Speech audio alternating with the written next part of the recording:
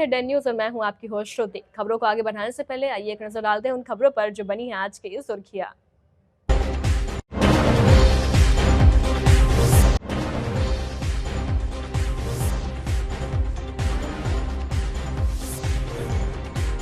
सुरक्षा कर्मियों को चकमा देकर निकले 10 मासूम, मुजफ्फरपुर पुलिस और प्रशासन में मची अफरा तफरी।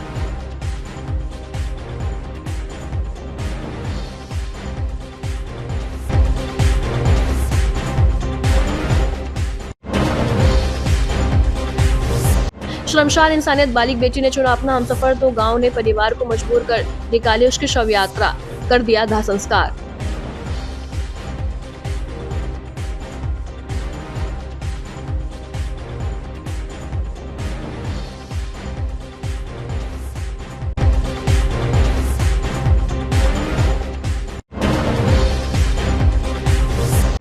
और जमीनी विवाद में खूनी झड़प, भाजपा नेता समेत आधा दर्जन लोग घायल।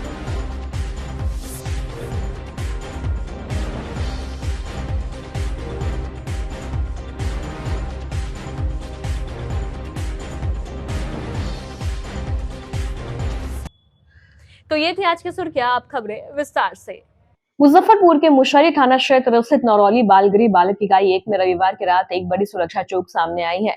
यहां एक साथ 10 बच्चों के रहस्यमय ढंग से लापता होने के बाद प्रशासनिक और पुलिस महकमे में खलबली मच गई है। लापता बच्चों में 4 मुखबिर भी शामिल है, जिससे उनके सुरक्षा और बरामदगी को लेकर अधिकारियों की चिंता बढ़ गई है। मामले की गंभीरता को देखते हुए एसडीओ पूर्वी तुषार कुमार ने तत्काल बालगरी का मुआयना किया। उन्होंने संस्था के रजिस्टर और सीसीटीवी फुटेज की बारीकी से जांच की। एसडीओ ने वहां तैनात कर्मियों से कड़ी पूछताछ की है कि आखिरकार सुरक्षा कर्मियों की मौजूदगी के बावजूद इतनी बड़ी संख्या में बच्चे परिसर से बाहर कैसे निकले। प्रशासन इस बात की भी तफ्तीश कर रहा है कि कहीं इसके पीछे कोई संगठित गिरोह तो नहीं है। घटना के बाद मुजफ्फरपुर पुलिस ने जिले भर के थानों को अलर्ट कर दिया है। बस स्टैंड, रेलवे स्टेशन और सार्वजनिक स्थलों पर सघन तलाशी अभियान चलाया जा रहा है। बच्चों की तस्वीरों और विवरण आसपास के जिलों और नेपाल सीमा से सटे थानों को भेज दिया गया है। एसडीओ पूर्वी ने स्पष्ट किया है कि प्राथमिकता बच्चों की सुरक्षित बरामदगी की है और लापरवाही बरतने वाले कर्मियों पर गाज गिरना तय है। ये सूचना मिली है, छानबीन चल रही है। 10 बच्चों के लापता होने की सूचना वैसे प्राप्त हुई है। इस पे हम लोग त्वरित कार्रवाई कर रहे हैं। सारे सीसीटीवी फुटेज वगैरह सब चेक कराए गए हैं। जल्दी ही इसमें कुछ ना कुछ हम लोग सफलता पा लेंगे। कुल कितने बच्चे सर यहाँ पर रह रहे हैं? कुल अभी यहाँ पे 46 बच्चे थे जो अभी यहाँ पे निवास कर रहे हैं। अभी तक सर प्राथमिक जांच में क्या कुछ लगा है? बच्चे फरार हैं या फिर लापता हैं? ऐसे नहीं, अभी क्योंकि रात में ही ये हुआ है करके, तो हम लोग ने सुबह से ही जांच में लग गए हैं। तो जिस तरह की सूचना मिल रही है तो ज़्यादा दूर नहीं गए होंगे बच्चे। हम लोग इस पे जांच करा रहे हैं। इस वक्त भागने की सूचना है सर? देखिए, उसका क्लियर नहीं है, बट रात के समय ही ऐसा पता चला है कि रात के समय ही बच्चे यहाँ से भागे। इतनी सुविधा के बाद भी बच्चे अगर भाग रहे हैं, क्या कहा जा सकता है? कहीं जो भी जिस पे भी वो होगा, इस पे भी हम लोग जांच कर रहे हैं। इस वक्त पे भी जहाँ पे भी जैसा दिखा कि यहाँ पे लेकुने हैं, उस चीज़ को हम लोग तुरंत इस पे भी काम कराएंगे।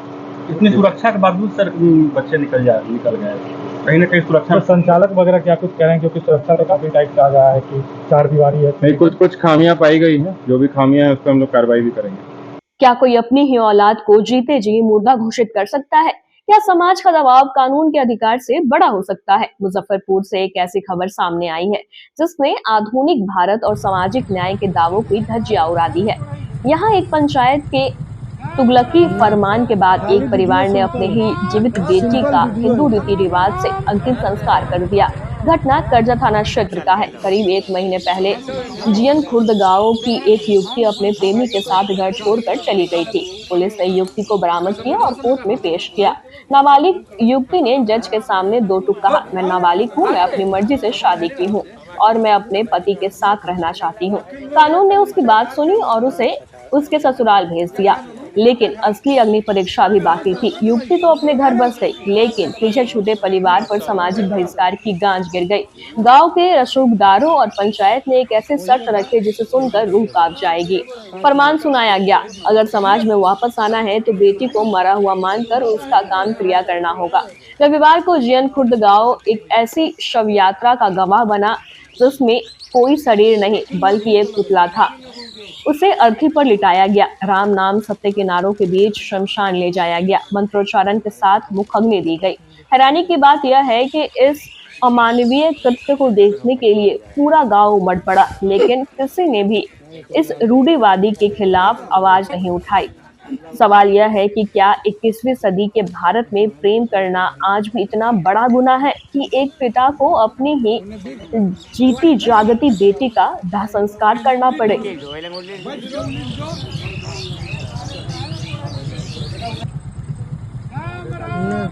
खाली वीडियो सिंपल वीडियो है खाली।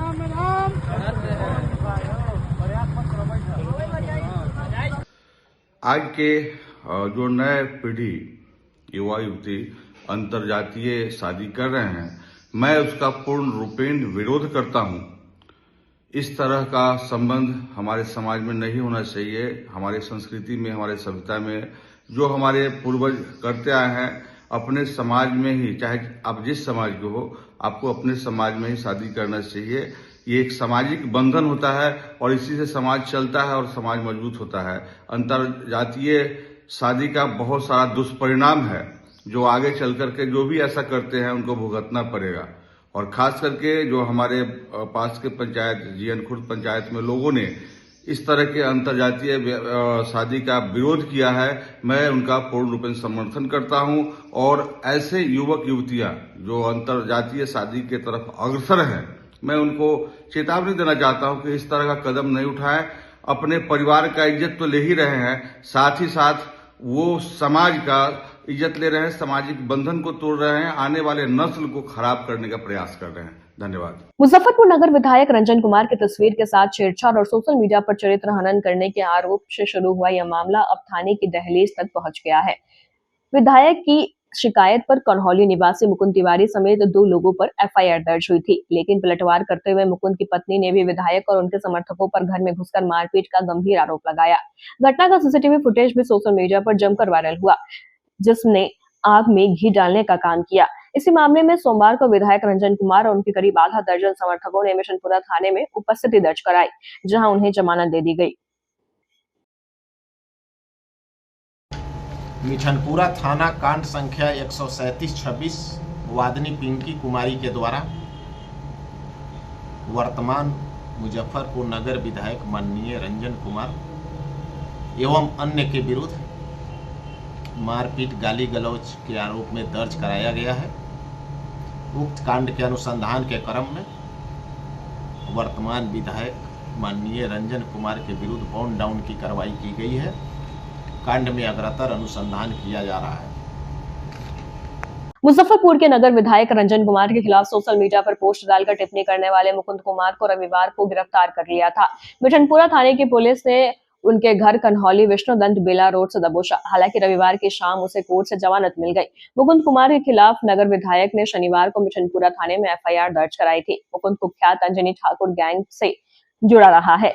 विधायक ने एफआईआर में उल्लेख किया था कि आरोपित मुकुंद कुमार उर्फ मुकुंद तिवारी ने इजाजत के बिना उनकी तस्वीर का प्रयोग कर पोस्ट व टिप्पणी किए। इसको लेकर उसे समझाने के लिए जब वे और उनके सहयोगी आरोपित के घर गए तो उनके साथ मारपीट भी की गई और जान से मारने की धमकी दी गई। पे भरोसा था, हमारा गुनाह नहीं था। न्यायालय हमको उनका आदेश था कि जेल नहीं, पियर 1 पे हमको छोड़े हैं। यही न्यायालय का सम्मान करते हैं। क्या हुआ था, क्यों आप मतलब आपसी कोई दुश्मनी है विधायक से आपकी? सर कोई दुश्मनी हमारा विधायक जी से क्या रहेगा।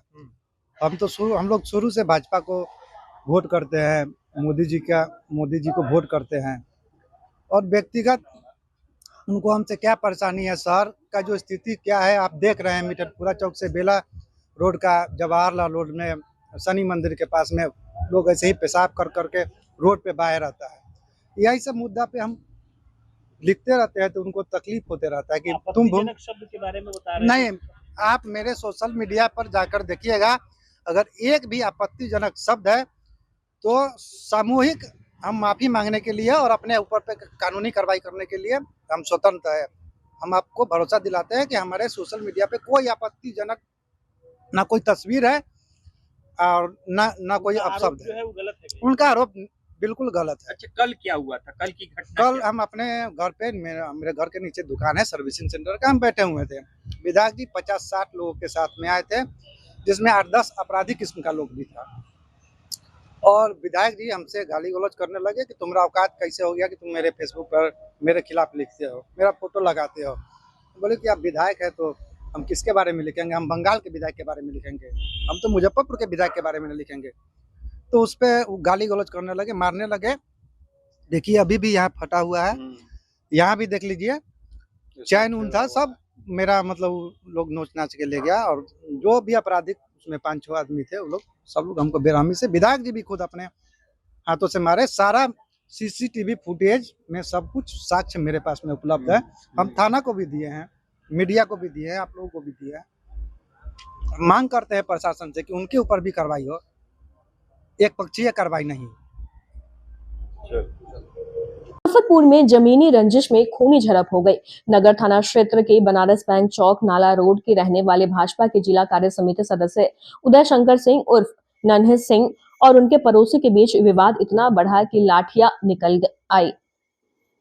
एक्चुअली हम अपने घर पर थे, हमारे बगल के पड़ोसी अजीत कुमार सिंह, उनकी पत्नी रेखा देवी, उनका बेटा, दोनों आए और कहे कि आप बगल के मियाँ मुसलमान जी को, तीन मुसलमान को आप भड़काते हैं। हम कहे कि क्यों हम भड़काएंगे, आपका जमीन उनका जमीन है, आप उन दोनों आदमी का है, हम क्यों किसी के पक्ष में बोलेंगे।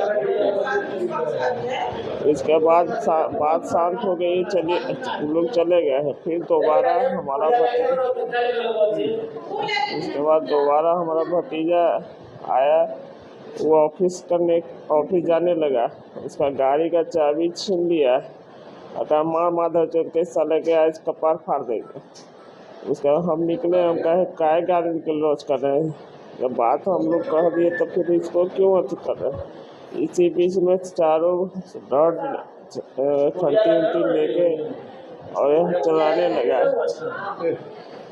लगा है। साला माधव चौराई मार के रख देंगे, तुम यहाँ का साथ देता है, अति करता है। और उसके बाद रॉड मारा है, लगा है बल, बस हम रोड पर गिर गया। और मेरी वाइफ को भी बचाने के क्रम में लग गया है, भतीजा को हाथ काट दिया है, एक भतीजा को बस जो बचाने हैं सभी को घायल कर दिले। चारों रॉड लेके और खंती लेके चला रहा था। कितने लोग टोटल से मारपीट में शामिल? वो 4 आदमी। उस जमीन का आप लोगों का कोई लेना देना? उस जमीन से हमें कोई लेना देना नहीं है, ना हम इनसे लेना देना है, ना उस जमीन से लेना देना है। जहाँ जिस तरह से घटना घटा है, क्या जान से मारने की साजिश थी आप? हाँ, जान से मारने की साजिश, ये प्लान उसका हमको लगता है, जैसा अनुभव हमको लग रहा है, ये उन लोग से डॉक्टर साहब से पहले से हो रहा था, लेकिन ये हमको क्या 3-4 दिन से ये टारगेट पर ले लिए हुए थे। इनका भतीजा का गाड़ी छीन के चाबी छीन लिया, गाली देने हल्ला हुआ है तो रोड पर निकले, अचानक सब रोड चलाने लगा। कौन था? अजीत सिंह की पत्नी रेखा सिंह, उसका बेटा राजशेखर और छोटका बेटा का नाम है ऋतिक। रड लेके ही पहले से उसका प्लानिंग था कि मारेंगे। गाली गलौज 2-4 दिन से कर रहा था, हम लोग तो ऐसा है नहीं, इसलिए हम लोग कोई ज़्यादा दिमाग नहीं लगाते थे, बस निकले हल्ला हुआ, बच्चे रोड चलाने लगा। ये लोग कोई रिश्तेदार है आप लोग के या पड़ोसी है, कोई रिश्तेदार उनसे कोई विवाद हुआ? नहीं, कोई विवाद नहीं। कोई विवाद, अचानक से हमला कर दिया? वो एक तो पीछे ज़मीन है डॉक्टर साहब, कोई मौलवी साहब का, उस ज़मीन से हम लोग को, चाहे इनके ज़मीन से हम लोग को कोई लेना देना नहीं है, लेकिन इनको लगता है कि यही डॉक्टर साहब को सिखाता है, ऐसा हम लोग को कुछ नहीं है। कितने लोग घायल हैं? 5-6 आदमी घायल। क्या नाम है आपका? मेरा पिंकी सिंह। और कौन कौन घायल है? मेरे हस्बैंड है, एक ठो गोलू है, एक ठो उसका नाम सानू है, एक लड़का का नाम ऋतिक है। वो अचानक रोड पर रुका है, झगड़ा देखा है तो उसको भी पैर काट दिया है पीछे से। वो रुका है कि क्या हुआ अंकल, किससे झगड़ा हो रहा है, बस उस पर भी चला दिया है। मुजफ्फरपुर समाहरणालय परिसर में सोमवार को रसोईया संघ ने अपनी मांगों को लेकर 1 दिवसीय धरना दिया। प्रदर्शन का मुख्य केंद्र मध्याह्न भोजन योजना से एनजीओ को हटाकर स्थानीय रसोईया को कमान सौंपना था। प्रदर्शनकारियों ने एनजीओ नौ प्रयास पर बच्चों को घटिया गुणवत्ता का भोजन परोसने का आरोप लगाया। उनका कहना है कि इस खाने से बच्चों के बीमार होने की खतरा और ज्यादा बढ़ जाती है और कई बच्चे इसे खाने से परहेज करते हैं। रसोइयों ने शिकायत की कि उन्हें 12 महीने के बजाय केवल 10 महीने का मानदेय दिया जाता है, जिससे उनके सामने गहरा आर्थिक संकट खड़ा हो गया है। संघ ने सरकार से मांग किया कि भोजन की गुणवत्ता सुधारने के लिए एनजीओ को बाहर किया जाए और स्थानीय रसोइयों की भूमिका को पुनः बहाल किया जाए। अभी 3300 रुपया प्रति माह, वो भी साल के 10 महीना ही। हमारा प्रमुख मांग है, ये तो प्रमुख मांग है ही। दूसरा है कि अभी एनजीओ के द्वारा, न प्रयास संस्था के द्वारा पुरन्नी में, मुसारी में, शहर में, बोचारा में, मरवन में, कांटी में, कई प्रखंडों में एनजीओ के द्वारा खाना परोसा जाता है, जो बिल्कुल घटिया खाना है। कोई गरीब के बच्चे नहीं खाते हैं। जो सुप्रीम कोर्ट का केंद्र सरकार की जो ये महत्वाकांक्षी योजना है, मध्याह्न भोजन योजना, प्रधानमंत्री पोषण योजना इसको रखा गया है नाम, उसकी बिल्कुल घोर उपेक्षा हो रही है। सरकार की जो निजी नीति है, जो एनजीओ के दे करके बिल्कुल बड़ा व्यापक पैमाने पर लूट खसोट है। हमारा मांग है कि एनजीओ को मध्याह्न भोजन योजना से अलग किया जाए, ये हमारी मांग है। रसोईया को 60 बरस में उसको रिटायर कर देता है, लेकिन 65 बरस तक रसोईया काम कर सकती है, उसकी क्षमता है काम करने के लिए। और लोगों को 65 वर्ष सरकार राज्य कर्मियों को दे रही है, तो 65 वर्ष हमारा मांग है कि रसोइयों को 60 वर्ष के जगह पर 65 वर्ष कम से कम आयु सीमा अवकाश का होना चाहिए। दूसरी चीज है कि हम लोगों को जो रसोइया है, उनको सरकारी कर्मचारी का, चतुर्वर्गीय कर्मचारी का दर्जा मिलना चाहिए। ये लोग विद्यालय में काम कर रही है, लोग परमानेंट काम है, ये काम खत्म होने वाला नहीं है। सरकार की बिल्कुल सुप्रीम कोर्ट के नियमों पर ये योजना चलती है, जिसमें 60% केंद्र सरकार राशि देती है और 40% राज्य सरकार का है। इसलिए ये योजना चलेगी जब तक पूरे शिक्षा में सुधार नहीं होगा। बच्चों का जो यहाँ पर शिक्षा का स्तर है, नहीं सभी प्रखंडों में नहीं आए हैं, लेकिन मैंने सभी प्रखंडों से जो मुख्य लीडर हैं, कार्यकर्ता हैं, उन्हीं लोगों को इसमें भाग लिया गया है। धरना वक्त हो चला है एक छोटे से ब्रेक का। ब्रेक के बाद तुरंत हाजिर होते हैं। तब तक के लिए बने रहिए हमारे साथ और देखते रहिए Den news. SK banquet hall, central bank के सामने, मेन रोड, माड़ीपुर, मुजफ्फरपुर का एकमात्र बैंक्वेट हॉल है जहां आप बर्थडे पार्टी से लेकर शादी विवाह तक का कर सकते हैं आयोजन। 2500 स्क्वायर फीट का 3 बड़ा hall, seminar, wedding ceremony, kitty party या बर्थडे पार्टी के साथ अन्य आयोजन को किया जा सकता है। 24 घंटे बिजली पानी के अलावे पार्किंग और लिफ्ट की सुविधा है उपलब्ध। फुल्ली एयर कंडीशन, 1 2 नहीं 18 बाथरूम और कई कमरे हैं उपलब्ध। बुक करने के लिए आज ही संपर्क करें। Saint Joseph senior secondary school, Panapur, Kariyat, Bangra, Muzaffarpur, affiliated to CBSE 10+2. Co-education. The school maintains a very efficient team of teachers equipped with physics, chemistry, biology, maths and computer lab. Career-oriented classes through counseling from standard 6. Skill development through yoga, dance and music. Route-wise vehicle facilities available. Separate hostel facilities for boys and girls. School is always ahead in participating cultural, literacy and other similar activities both at city and state level. Our result in boards, IIT, PMT show our effort. Registration for admission is going on. Registration forms available on Lenin Chalk and John Chhapra also. Break के बाद एक बार फिर से आपका स्वागत है। तो लिए बढ़े चलते हैं आपको अगली खबरों की ओर। अंतर्राष्ट्रीय सनातन हिंदू वाहिनी के केंद्रीय अध्यक्ष आचार्य चंद्रकिशोर प्राशर ने ईसाई मशीनरों द्वारा कथित प्रलोभन और धर्मांतरण के विरोध मुख्य न्यायिक दंडाधिकारी यानी सीजेएम के न्यायालय में याचिका दायर की है। अधिवक्ता कमलेश कुमार के माध्यम से दायर इस परिवाद में एफएल सीलेन, जॉली अग्रवाल समेत 12 अन्य को अभियुक्त बनाया गया है। याचिका के अनुसार 31 मार्च 2026 को गौशाला रोड स्थित एक भवन में बड़े स्तर पर धर्मांतरण की सूचना मिलने पर स्थानीय मिशनपुरा थाना एसएसपी और आईजी को लिखित शिकायत दी गई थी। पुलिस प्रशासन द्वारा कार्रवाई न होने पर अब न्यायालय की शरण ली गई है। कोर्ट ने भारतीय न्याय संहिता यानी बीएनएस की विभिन्न धाराओं के तहत दर्ज इस मामले की सुनवाई के लिए 16 मई की तिथि निर्धारित की है। परिवाद पत्र आचार्य चंद्रकिशोर पराशर जी के द्वारा न्यायालय में दाखिल किया गया है। वो आचार्य चंद्रकिशोर पराशर जी अंतर्राष्ट्रीय सनातन हिंदू वाहिनी के राष्ट्रीय अध्यक्ष हैं। इनके द्वारा क्रिश्चियन मशीनरी के कुछ लोगों के विरुद्ध ये परिवाद पत्र लाया गया है। ये मुख्य रूप से इनके द्वारा आरोप लगाया गया है अभियुक्त गण के विरुद्ध कि उन लोगों के द्वारा वो हिंदू धर्मावलंबियों को लोभ, लालच, प्रलोभन और दबाव दे करके वो क्रिश्चियन धर्म स्वीकार करने के लिए बाध्य किया जा रहा था। इनको सूचना मिली तो वो स्थल पर गए और वहां पर हिंदू धर्मावलंबियों को समझाने बुझाने का कार्य किए। यहाँ तक कि अभियुक्त गण से उन तमाम धर्मावलंबियों को मुक्त कराने का प्रयास किए, लेकिन उन लोगों के द्वारा मनमाने पूर्ण तरीके से इनके साथ ही बदसलूकी की गई और इन्हीं को धमकाया गया, जिसकी सूचना इन्होंने स्थानीय पुलिस को दी, मगर पुलिस के द्वारा कार्रवाई नहीं की गई। मामले को टाला जाता रहा तो ये विवश होकर के अंत में विलंब से ये मामला न्यायालय में लाए हैं। ये मामला जो लाया गया है इनके द्वारा आरोपियों के विरुद्ध और भारतीय न्याय संहिता की धारा 299, 302, 318, 4 और भारतीय न्याय संहिता के तहत लाया गया है।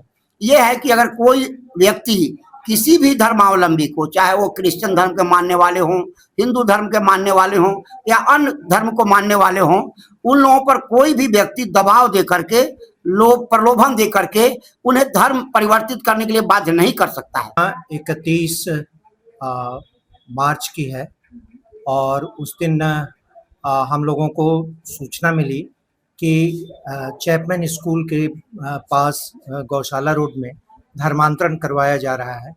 जब उस स्थल पर पहुंचे तो हमने देखा कि लगभग 300 साढ़े 300 लोग वहां इकट्ठे किए गए हैं। चंगाई सभा चल रही है।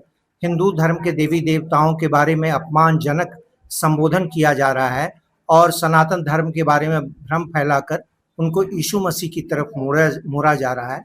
इस पर हम लोगों ने आपत्ति की और तुरंत हम लोगों ने फ़ोन किया हमने मिठनपुरा थाना अध्यक्ष को, तो उन्होंने थाना पर बुलाकर हमसे पिटीशन लिया, लेकिन कोई भी इंक्वायरी नहीं किया। इसके बाद मैं इस विषय को लेकर के कि हमारा FIR नहीं किया गया है, हम SSP सर के पास भी गए और IG और DIG को भी हमने लिखित रिप्रेजेंटेशन दिया।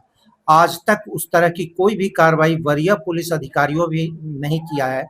तब जाकर आज माननीय मुख्य दंडाधिकारी मुजफ्फरपुर के अंतर्गत हमने ये परिवाद पत्र या याचिका दायर की है। इसमें हमने 2 लोगों को मुख्य आरोपी बनाया है। इसमें FL सीलन है जो इसके प्रमुख हैं धर्मांतरण के, और जिस मकान में ये सेंटर चल रहा है जोली अग्रवाल, इन दोनों को नामजद और इसके अलावा 14 लोगों को हमने बेनामी बनाया है और हमारे अधिवक्ता इसको अच्छे से पुश कर रहे हैं और हमें पूरी उम्मीद है कि मुजफ्फरपुर में जो एक जाल की तरफ फैला है प्रशासन के संरक्षण में, प्रशासन को भी हम नंगा करेंगे इस केस के माध्यम से और विशेष रूप से आरोपियों को हम दोष सिद्ध करके और कारागार के अंदर भेजेंगे और सनातन धर्म की रक्षा करेंगे। सोमवार को मुजफ्फरपुर के कटरा प्रखंड कांग्रेस कमेटी द्वारा संगठन सृजन साथी अभियान के तहत जन सुनवाई एवं बैठक आयोजित की गई। अध्यक्षता कार्यकारी अध्यक्ष फैजाने मुस्तफा ने की। जिला प्रभारी विकास कुमार ठुल्लू समेत अन्य वरिष्ठ नेताओं की मौजूदगी में कार्यकर्ताओं की समस्याएं सुनी गई और संगठन मजबूती हेतु नए सदस्य जोड़े गए। आज कटरा प्रखंड कांग्रेस कमेटी कार्यालय पर संगठन सृजन कार्यकर्ताओं के बीच बैठक किया गया।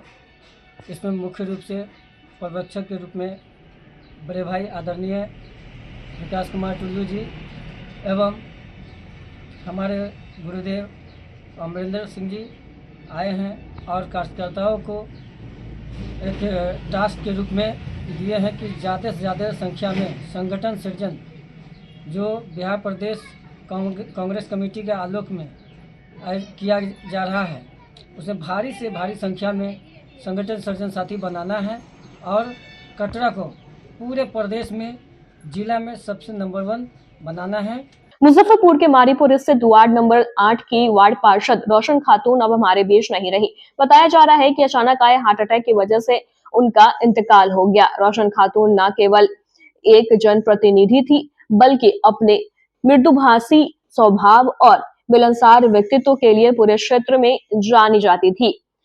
एक हंसता मुस्कुराता चेहरा यूं अचानक खामोश हो जाएगा, इस पर कोई भी विश्वास नहीं कर रहा है। जैसे ही यह खबर माड़ीपुर और आसपास के इलाकों में फैली, लोग उनके आवाज की ओर उमड़ पड़े।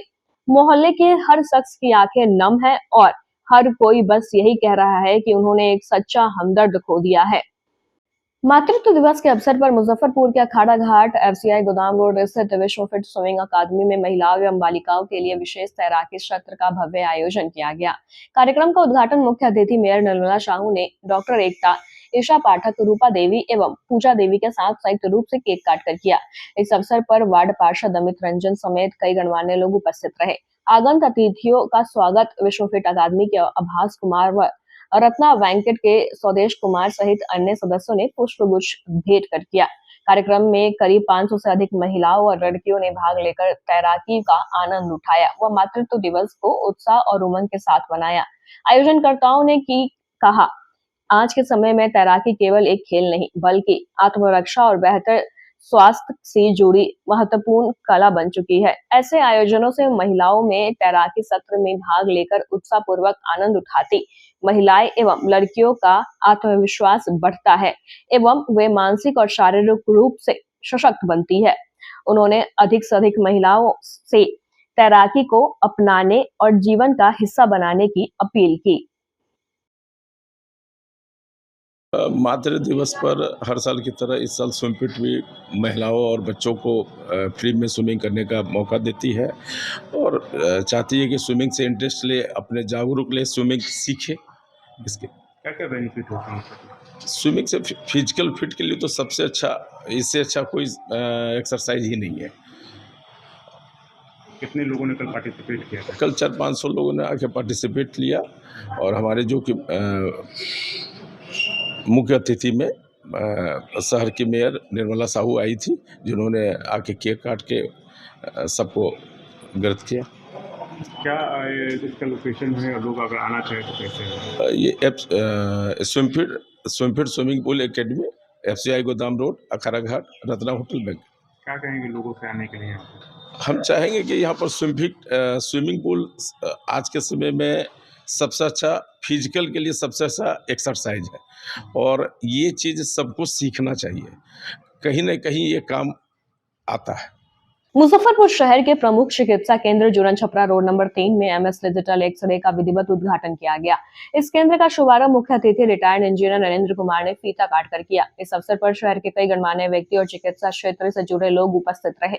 यहाँ अत्याधुनिक तकनीक से लैस सेंटर, उत्तम तकनीक और आधुनिक मशीनों से लैस यह एक्सरे सेंटर जाँच के मामले में काफी सटीक और विश्वसनीय है। इस सेंटर की सबसे बड़ी विशेषता इसकी नवीनतम डीआर यानी डिजिटल रेडियोग्राफी तकनीक है, जो बीमारियों के सटीक निदान में चिकित्सकों की मदद करेगी। MS digital x ray Juran Chhapra road number 3 में डॉक्टर मयंक कुमार के क्लिनिक के ठीक सामने स्थित है। हमने यहाँ नवीनतम डीआर तकनीक वाली डिजिटल एक्सरे मशीन लगाई है, जिससे मरीजों को कुछ मिनटों में उच्च गुणवत्ता वाली स्पष्ट रिपोर्ट मिल सकेगी। सेंटर की सुविधाओं को लेकर यहां आने वाले मरीजों में भी काफी उत्साह देखा गया। ये एमएस डिजिटल एक्सरे में एक्सरे कराने आए हुए हैं। हम डॉक्टर अंकित राज जो ऑर्थोपेडिक सर्जन है, उनसे दिखाए थे हमारे हिप जॉइंट में प्रॉब्लम है। तो सर बताएं कि शायद ये एक्सरे जो है अभी शहर का एकलौता डिजिटल एक्सरे खुला है, जिसका मतलब क्वालिटी काफ़ी बेहतर है, जिसको लेकर के हमको सर यहाँ भेजे हैं। और मतलब अब हम तो चाहेंगे कि जो है हमारा जो एमआरआई से जो क्लू पकड़ाने वाला था, सर बताए हैं कि उस डिजिटल एक्सरे में जाए, उसका क्वालिटी अच्छा है। अब देखिए अब आगे सर्विस कैसा लगा यहाँ पर? अच्छा लगा। और एक्सरे तो हम काफ़ी देखे हैं शहर में, लेकिन उससे काफ़ी अलग तरह का मशीन हमको दिखा है। डिजिटल एक्सरे का उद्घाटन हुआ है जुरन छपरा रोड नंबर 3 में, जो डॉक्टर मयंक कुमार के सामने स्थित है। क्या खासियत है आपके? हम लोग का डीआर मशीन है, जो मुजफ्फरपुर में एकलौता मशीन है। क्या इसमें क्या खासियत होती है? ये मतलब इसका क्वालिटी बहुत अच्छा, क्रिस्टल क्लियर क्वालिटी है इसका और अच्छा है। चार्ज वगैरह क्या है? मिनिमम रेट में जो मार्केट का रेट चल रहा है।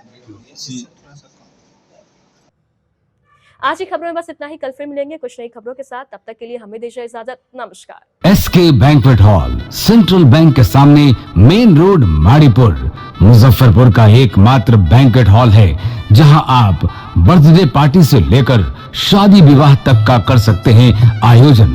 2500 स्क्वायर फीट का 3 बड़ा hall, seminar, wedding ceremony, kitty party या बर्थडे पार्टी के साथ अन्य आयोजन को किया जा सकता है।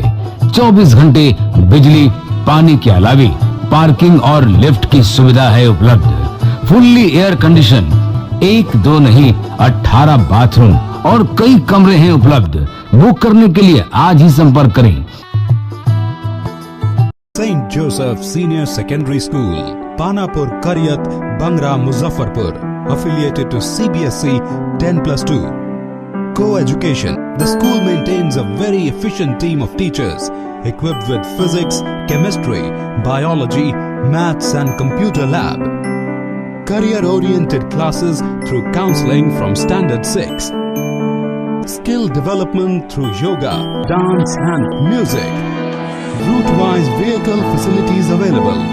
Separate hostel facilities for boys and girls. School is always ahead in participating cultural, literacy and other similar activities both at city and state level.